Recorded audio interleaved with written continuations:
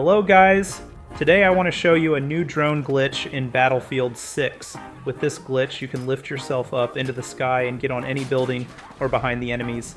It is pretty easy, and for sure. I just show you this for fun reasons. You just need one mate with a drone, then you hop on the drone and use your sledgehammer to hit the drone beneath you as often as possible.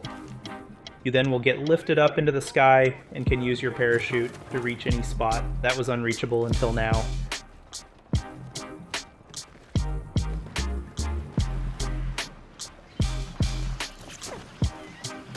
It also works with two persons on the drone. The most important is that you hit the drone just on the right spot. As you can see here, when I didn't hit the drone properly, we fell to the ground pretty fast, so try it out yourself and you will quickly manage to do it. Here you can see this glitch from the ego perspective, but be aware, the enemies know that glitch may be already and will quickly shoot you down if you are alone on the roof.